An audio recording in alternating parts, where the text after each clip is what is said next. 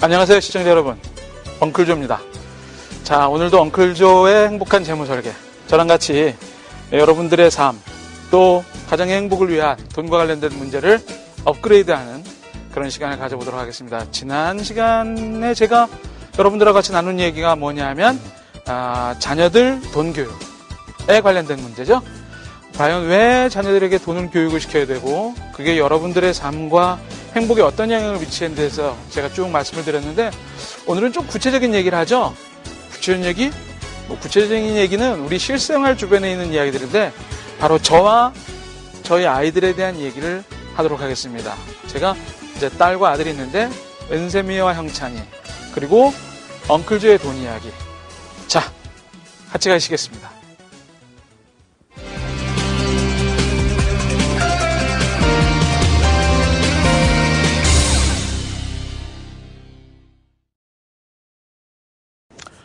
예, 자녀분들이 다 있는 분들이 대부분 가정을 꾸리고 나서 행복한 삶을 기획을 하는데, 이 자녀들의 돈과 관련돼서 굉장히 많은 큰 영향을 미치는 얘기를 제가 지난번에 말씀드린 것처럼 오늘 여러분들이 제가 드리는 이야기를 좀 거울 삼아가지고 여러분들 자녀분들의 돈에 대해서 구체적인 실천 방침들을, 원칙과 기준을 좀 세우는 시간이 좀 됐으면 하는 마음에서 제가 오늘 말씀을 나눠보도록 하겠습니다.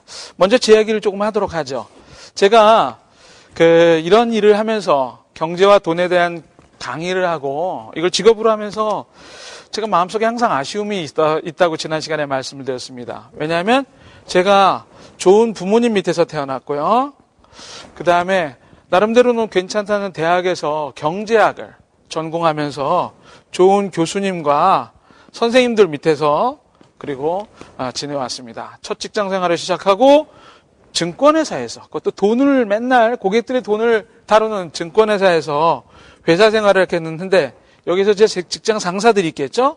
뭐 대리, 과장, 이런 좋은 부모, 그 다음에 좋은 교수님, 그 다음에 좋은 상사가 있었지만 이분들이 있었음에도 불구하고 제 현실적인 월급 관리하는 방법에 대해서는 누구도 이런 얘기를 한마디 해주지 않으셨다는 거죠. 마음속에 이게 항상 짐이었습니다. 그래서 저도 어떻게 하면 우리 아이들이, 제 자녀들이 처음 직장 생활을 할 때 저하고는 좀 다른 모습으로 직장 생활을 했으면 좋겠다라는 기대가 있었는데 사실은 조금 고민이 됐었습니다. 그러던 중에 저한테 은샘이라고 하는 딸과 형찬이라고 하는 아들이 있는데, 오늘은 이 두 아이를 중심으로 해가지고 이야기를 풀어가면 오늘 제가 준비한 강의가 다 완성이 됩니다. 우리 은샘이가 지금은 고3인데요. 제가 처음 돈교육과 관련된 이야기를 꺼낼 때 시점은 초등학교 3학년이었습니다. 지금부터 한참 전 얘기죠.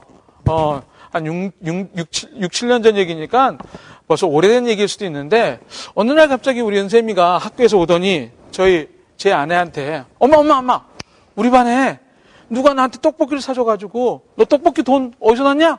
그리고 물어봤다는 거예요. 그랬더니 그 아이는 엄마한테 용돈을 정기적으로 받는다는 겁니다.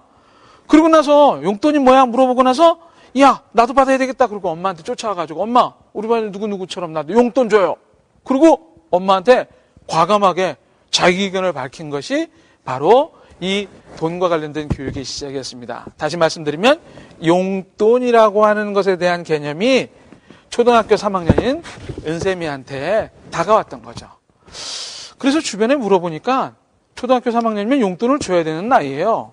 그래서 궁금해가지고 몇 집을 물어봤더니 제가 이제 기준을 세우기로 했습니다. 첫 번째, 용돈을 주는데 일주 단위로 주자. 일주 단위로 주자. 1,500원씩을 줬습니다. 그때 당시에 처음 6년 전, 7년 전에 저희 딸한테 주 단위로 용돈을 줬는데 1,500원의 용돈을 줬습니다. 왜 그러냐면 여러분들도 그러시잖아요. 한 달 월급 받으시면 대부분 다 써버리고 보름 만에 빈털터리가 되는 게 통장이기 때문에 주간 단위로 줘야 되겠다, 이런 생각을 했습니다. 두 번째, 이 주간 단위로 주는 용돈에다가 뭐 학교에서 학용품이 필요하다 그러면 너 어저께 용돈 받았잖아, 그거 가지고 해라, 이런 얘기 하지 말자. 이건 진짜 용돈은 자기 마음대로 자기 자유의 의지에서 쓸 수 있는 돈이기 때문에 건드리지 말자 이렇게 정했습니다. 1,500원 주곤 그 돈을 가지고 먹을 거를 사 먹든 그거 가지고 친구를 주든 그거 가지고 게임을 하든 신경 쓰지 말자. 그런데 실제로 일주일에 1,500원, 1년에 6,000원 돈을 주면서 아무런 간섭을 안 하자니 마음속이 조금 불안하더라고요. 그래서 저희 부부가 의논했습니다. 인석한테 이 용돈 기입장을 좀 쓰라야겠다. 용돈 기입장을 쓰면 나름대로 돈에 대한 공부가 되겠다. 그런데 문제는 이 용돈 기입장입니다. 이 방송을 보시는 분들, 여러분들 가계부 적으세요? 가계부 진짜 적기 힘듭니다. 1,000원, 5,000원, 3,500원 이런 거 다 적어가지고 계산하려면 너무 힘드니까 어른들도 포기하는 것이 용돈 기입장. 어른들 말로 하면 가계부인데 초등학교 3학년 처음 용돈 받은 애한테 이걸 권하면 선생님이가 좋아하겠습니까? 거기다가 제가 용돈 기입장을 반드시 쓸 수 있는 방법을 고안해냈습니다. 제가 머리가 좋지 않습니까? 무슨 얘기냐면 은쌤아, 우리가 너한테 한 달에 6,000원, 매 주간 단위로 1,500원씩 용돈을 주기로 했는데 이건 엄마 아빠가 건드리지 않을 거야. 네 마음대로 해. 대신 용돈 기입장을 좀 적어줬으면 좋겠어. 좋아하던 아이의 얼굴이 용돈 기입장에서 갑자기 변했습니다. 여기다가 제가 은쌤아 이렇게 하면 어때? 학교 앞에서 네가 500원짜리 용돈 기입장을 싸가지고 막 쓰다가 은쌤아 용돈 기입장 보자. 아빠가 그랬는데 용돈 기입장에 들어오는 수입과 나가는 지출을 쭉 적었는데 계산하다 보니까 여기 3,500원이 남아있었어요. 그런데 현금도 진짜 주머니에 3,500원이 남아있어서 진짜 그 용돈 기입장에 남아있는 돈하고 이 돈하고 맞으면 아빠가 1,000원씩의 상금을 주기로 했습니다. 상금. 이 상금에 눈이 어두운 저희 딸은 아빠 진짜죠? 라고 자신 있게 말하면서 용돈 기입장을 쓰기로 저하고 손을 걸고 약속을 했습니다. 용돈 기입장 열심히 씁니다. 어느 날 갑자기 제가 회사에서 오는 날 아빠 오늘 용돈 기입장 검사 안 해요? 이런 날도 있고요. 저를 슬슬 피하는 날도 있습니다. 이건 왜 그러냐? 자신 있는 날은 당당하고 자신 없는 날은 쑥 들어가는 거죠. 그래서 용돈 기입장을 잘 쓴 대가로 한 달에 한 2번, 3번 정도 상금을 주니까 이 아이가 신이 나서 용돈 기입장을 잘 적더라고요. 그런데 보세요.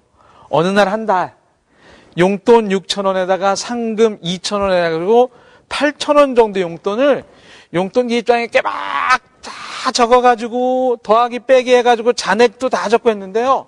여기 앞에 적혀있는 날짜와 제목들을 다 보니까 8,000원 중에서 7,500원이 어디로 갔냐? 입으로 들어갔습니다. 다 먹은 걸 산 거예요. 떡볶이, 꼬치 뭐 해가지고 8,000원 중에서 7,500원을 자기 입으로 들어간 게 이 용돈 기입장에 다 적혀있는 걸 보고 저희 딸 은쌤이가 깜짝 놀랐습니다. 자기는 사실 용돈 이렇게 쓰고 싶지 않았거든요.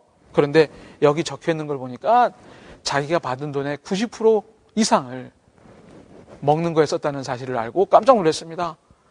4학년이 됐습니다. 용돈을 그때는 똑같은 원칙을 적용하면서 용돈만 올려줬습니다. 얼마로? 2,000원으로 올렸습니다. 용돈을 2,000원으로 올려가지고 이 용돈 기입장, 용돈과 관련된 교육을 한 6개월 정도 시켰습니다. 이젠 아이가 별로 어렵지 않게 자기 용돈을 잘 관리를 하고 돈에 대한 개념을 이해를 하더라고요.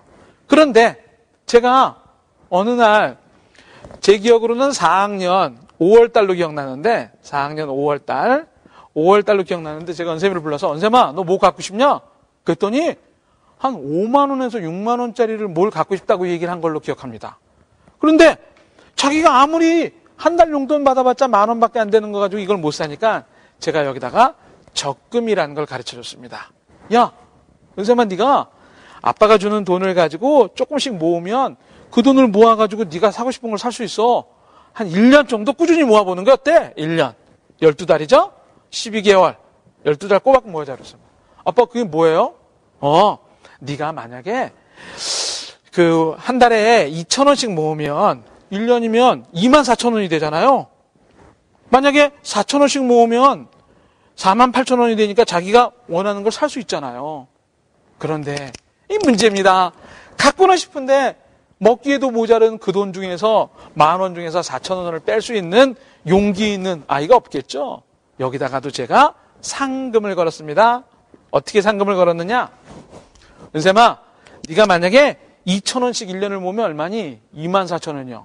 그럼 아빠가 100% 수익률을 보장해서 24,000원을 더 준다 라고 약속을 했습니다. 여러분들 어떠세요? 24,000원 모았는데 아빠가 24,000원을 더 준대요. 할만하지 않아요? 만약에 네가 4,000원씩 모아서 48,000원을 모으면 아빠가 48,000원을 더 준다. 이야, 아마 이 방송을 보시는 분들 중에서 은행 이자가 100%다. 그러면 아마 거의 모든 사람들이 허리띠를 졸라매고 저축을 하실 겁니다. 제가 저희 딸한테 이런 제안을 했죠. 대신 네가 욕심이 탐이 나서 아빠 나 5,000원씩이요 라고 했다가 중간에 힘들어서 포기해요. 그러면 하나도 상금이 없다. 잘 정해라. 그리고 제가 시간을 줬더니 여러분들 얼마로 정했을 것 같으세요? 저도 놀랐습니다.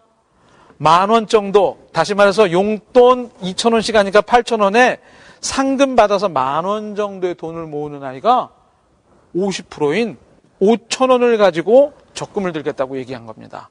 1년에 6만 원, 아빠가 주는 돈 6만 원, 12만 원. 자기로서는 상상도 못할 정도의 큰 돈을 벌고 싶어서 과감하게 시작을 했습니다. 지금 얘기지만 솔직히 실패할 줄 알았습니다.